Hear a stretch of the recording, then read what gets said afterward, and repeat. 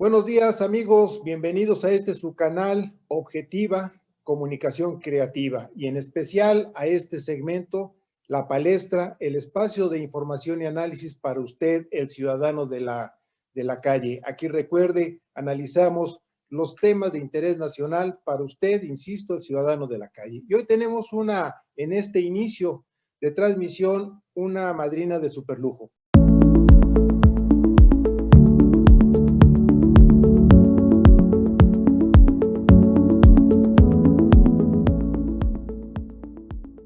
Es la licenciada Beatriz Pajés Rebollar, periodista, directora de la revista, muy afamada revista, que seguramente todos ustedes conocen, la revista Siempre. Es además política y analista de los grandes temas nacionales. Y por eso es que la invitamos a que participe con nosotros para que nos dé la visión como periodista, como analista, como politóloga que es doña Beatriz. ¿Cómo amaneció el país después del 7 de junio? Gracias, Octavio. Bueno, primero, muchísimas gracias por el espacio, por la invitación y a dar inicio a este programa de La Palestra. Bueno, decirle, Octavio, primero una cosa. Creo que la primera obligación que tenemos es que debemos hacer una lectura muy clara sobre lo que ocurrió el 6 de junio. Independientemente de los números que ya muchos expertos en materia electoral han hecho pública toda esta información, creo que aquí lo importante es saber interpretar lo que nos dijo la ciudadanía, porque dependiendo de ello va a depender lo que siga, las estrategias que se puedan trazar hacia futuro. Creo que lo que nos dijo el electorado en esta ocasión fue un rotundo no a un régimen que se ha caracterizado por decisiones sumamente autoritarias. Esta gran participación inédita ciudadana que vimos en las urnas, lo que nos salió para tratar de defender y para blindar fundamentalmente la democracia. La ciudadanía, al quitarle la mayoría calificada a Morena y a sus aliados, fue con la intención fundamental de defender división de poderes, para poder defender los principios fundamentales de la República, para decir no queremos un dictador, no queremos un tirano, no queremos que solamente sea una persona, aunque sea el presidente de la República, el que tenga todo el poder. La ciudadanía nos dijo necesitamos equilibrios, que las decisiones no las tome solamente un solo partido, un solo hombre, sino que haya verdaderamente una representación plural en el Congreso y que sean las decisiones de la mayor parte de los mexicanos los que incidan en el futuro de las iniciativas de gobierno y sobre todo, por supuesto, en lo que se vaya a aprobar ahí en la Cámara. De tal manera que yo diría, Octavio, que esa primera lectura, el mandato de la ciudadanía fue muy clara. Queremos democracia, no queremos autoritarismo.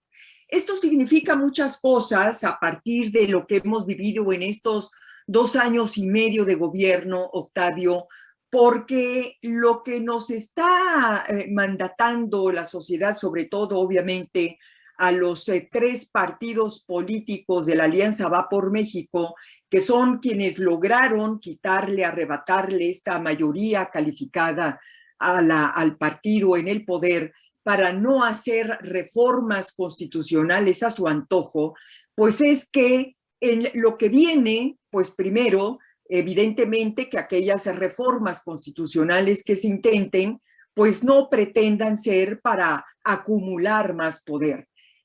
Y sobre todo también para algo muy importante, el presidente traía la idea de desaparecer a los órganos autónomos constitucionales, empezando por el INE.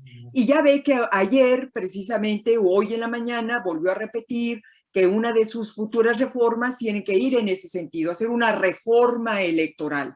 Tenemos que estar muy atentos a ver qué tipo de reforma electoral pretende proponer Morena, porque si se trata de debilitar a los árbitros electorales, bueno, ahí tendrían que empezar a operar antes, es decir, si es antes del 1 de septiembre, pues tendríamos que ver ahí cómo opera la oposición que hay pero evidentemente pues ya la lectura va en ese sentido después de lo que ocurrió el 6. No queremos que debilites y que pretendas desaparecer al INE, por ejemplo, o que quites recursos al tribunal electoral o que pretendas desaparecer a los órganos electorales en los estados, porque no es lo que mandatamos. Entonces, bueno, también tenemos que estar muy atentos a ver qué ocurre de aquí a antes de septiembre, que todavía tiene mayoría calificada Morena, pues para evitar en la medida de lo posible que hagan reformas constitucionales que no son tan constitucionales. Antes de hacerle una pregunta sobre el futuro de nuestra democracia, de cómo va este nuevo bloque a frenar a este gobierno que trata de imponer un proyecto político, el de la 4T, me gustaría ver su opinión. Independientemente de quién ganó en estas elecciones, hay algo que es muy significativo desde hace décadas, que es el abstencionismo. Y efectivamente había mucha ilusión porque en estas elecciones se abatiera ese abstencionismo. Había el padrón electoral más alto, 93.5 millones de mexicanos iban a votar, pero no se pudo vencer esto. A lo mejor hubo mayor número de votos respecto del 18, pero finalmente el 48% de los ciudadanos no quisieron ir a las urnas, 10% más que lo que sucedió en el 2018. ¿Usted cree que hay una crisis del sistema de partidos en México? Sí, sin duda, Octavio. Yo creo que este abstencionismo lo explican muchos factores. Sabemos, por ejemplo, de algunos estudios que se han hecho recientemente, que los estados, curiosamente, que más abstención tienen son los estados que se encuentran en la parte norte del país y algunos también del centro, no así en el sureste, donde hay más actividad y más participación, porque ahí es donde más compra de votos hay y por lo tanto es que se obliga a la ciudadanía a votar. Pero este abstencionismo, que como usted bien dice, se redujo, pero no lo suficiente el pasado 6 de junio, ahí está presente y creo que hay que explicarlo de varias maneras. Yo lo primero que le diría es que efectivamente esto es consecuencia de que urge llevar a cabo un cambio en el sistema de partidos. Los partidos políticos de cualquier signo no están resultando lo suficientemente atractivos, pero tampoco lo suficientemente creíbles. Han perdido notoriamente el apoyo, el respeto, la credibilidad de la ciudadanía y esa es la razón por la cual el electorado prefiere no ir a votar. Uno de los grandes errores para variar de esta pasada elección fue que los partidos tampoco tuvieron la capacidad para presentar listas de candidatos lo suficientemente, digamos, reconocidos por la sociedad como para animarlos a votar. Había la oportunidad, porque quiero decirle que en todo este empuje que hizo la sociedad organizada a través de Sí por México para construir la alianza PRI-PAN-PRD, pues una de las ideas era precisamente que estos tres partidos políticos pudieron hacer una propuesta de ciudadanos muy reconocidos en su comunidad, pero bueno, volvió a ganarles sus vicios, sus hábitos de siempre, sus compromisos de siempre y terminaron convirtiendo en candidatos al compadre, al amigo y a todos esos rostros que ya no quiere la ciudadanía. Yo creo que si las listas hubieran sido otras por parte de la oposición, los triunfos hubieran sido 3 veces mucho más importantes. Pero bueno, esa es una de las razones por las cuales la sociedad dice, no tiene sentido ir a votar por los que no creo, y sobre todo también, Octavio, porque tampoco hubo propuestas, es decir, la oposición tampoco logró ofertar un proyecto, propuestas para sus comunidades, para sus alcaldías, en materia de distritos federales o para las gubernaturas, también lo suficientemente, no solamente atractivas, sino donde la ciudadanía se viera verdaderamente reflejada. Los partidos políticos desde hace mucho tiempo dejaron de convertirse o de ser un vocero, un representante fiel de lo que quiere la sociedad. Y si la sociedad no se ve reflejada en un proyecto político, pues eso contribuye precisamente al abstencionismo. Bueno, ya tenemos ahora, como sea, un nuevo panorama político, una nueva geografía política, ¿no? Con una mayor presencia de Morena en el interior del país, perdieron su bastión desde hace que tenían desde hace 24 años. ¿Cuál cree que sea el comportamiento de esta nueva composición de las fuerzas políticas del país? ¿Cómo van a poder frenar a un presidente que, como lo hemos visto en las mañaneras, dice, pues ahora sí que haya sido como haya sido, yo sigo con mi proyecto de Sí, promover claro. a mi 4T y me vale gorro si tengo que comprar, sobornar a otros políticos que, Claro. como usted mismo ha dicho, pues no son muy presentables, que digamos, a muchos de los diputados del nuevo frente. ¿Cómo se va, estas nuevas fuerzas, cómo pueden frenar al presidente Bueno, realmente? es que efectivamente yo creo que el presidente al decir que, por ejemplo, podía conseguir votos del PRI o podía conseguir votos de otros partidos, pues obviamente lo dice porque los conoce el terreno y sabe precisamente que hay diputados que pueden ser perfectamente bien comprables. Yo diría, Octavio, que el éxito de esta alianza opositora, que además hicieron ya una alianza legislativa, como todos sabemos, pues todo va a depender de que se mantengan leales y no traicionen el mandato ciudadano. Y yo creo que aquí una de las responsabilidades que va a tener esta sociedad que empujó esta alianza, pues es que construir una especie de observatorio ciudadano para estarlos constantemente vigilando, porque no puede ser que estén operando como algunos ya lo dijeron, bueno, nosotros podemos negociar con Morena, pero también podemos nosotros ir por nuestro lado. No, no, a ver, espérate.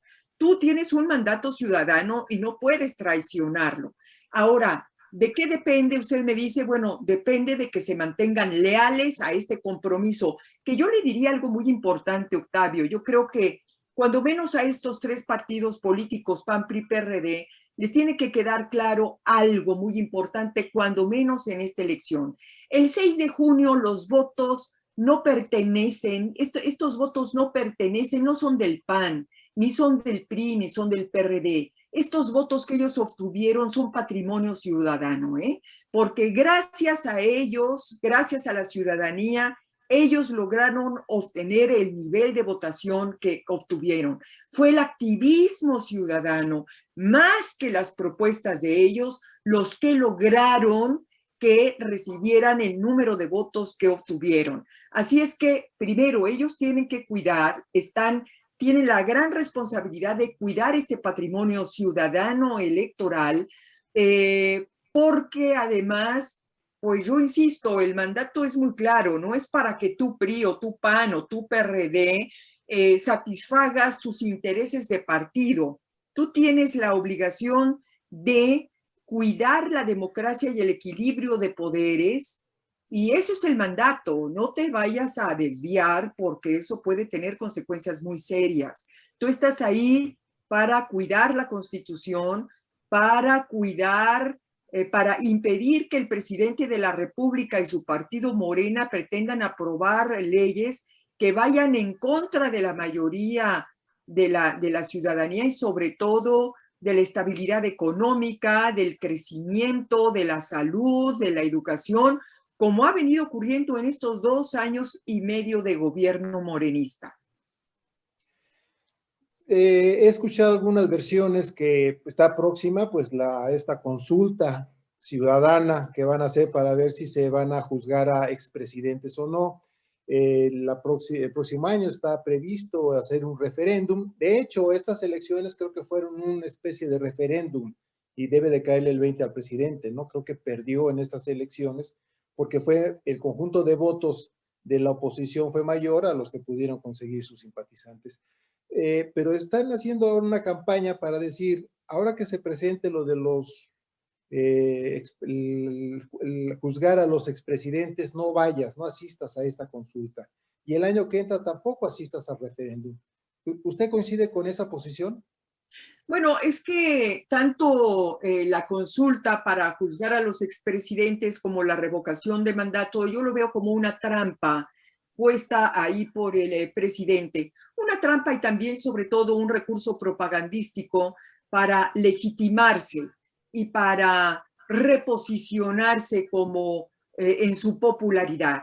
Yo creo que a los expresidentes, en caso de que haya razón jurídica para juzgarlos, yo creo que hay las vías institucionales para hacerlo sin tener que llevar a cabo una consulta que se parecería más a un linchamiento que a un juicio apegado a la ley, Octavio. Entonces, me parece que ahí hay un claro recurso propagandístico por parte del presidente. Y no se diga lo de la revocación de mandato.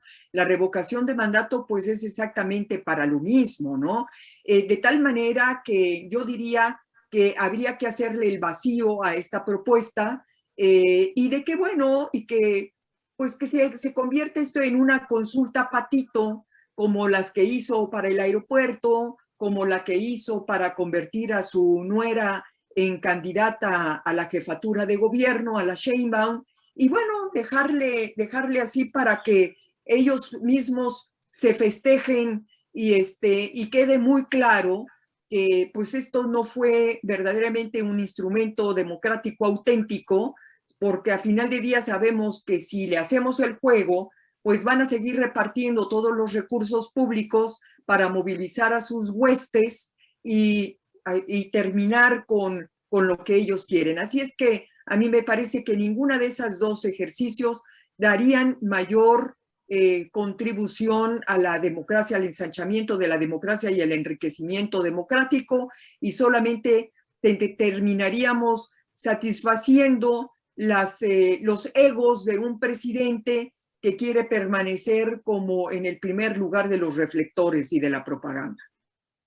Estamos platicando con la periodista y politóloga Beatriz Pajés Rebollar, y antes de agradecerle mucho el tiempo, los minutos que nos ha dedicado, es una última pregunta. ¿Cómo visualiza usted la segunda, los últimos 3 años del presidente? ¿Cómo ve usted la segunda etapa de este sexenio?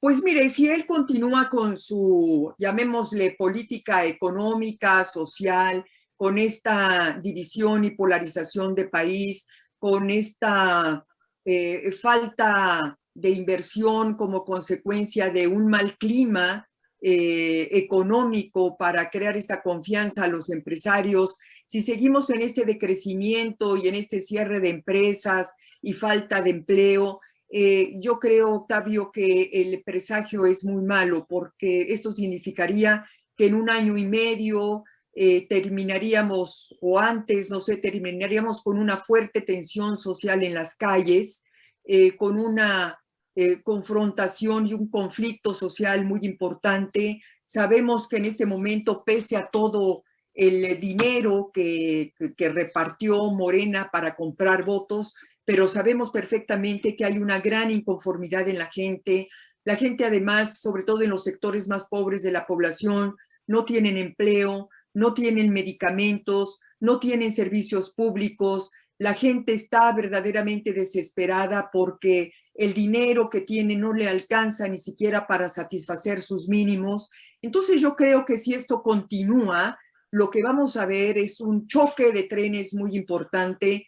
Y además, yo quiero decirle además que la ciudadanía que se ha estado organizando también está lista ya para tomar las calles en forma de protesta, porque esto no puede seguir como está. Y como está es muy mal. A lo mejor ayer se reunió con las cúpulas empresariales, les prometió que no habría, se subiría impuestos, pero lo que no fue claro el presidente fue en que se pudiera crear verdaderamente un clima para la inversión, para que haya crecimiento y generación de empleo y de buenos empleos. Y si esto no ocurre rápidamente, Octavio, creo que dentro de muy poco tiempo vamos a tener una lucha social en las calles.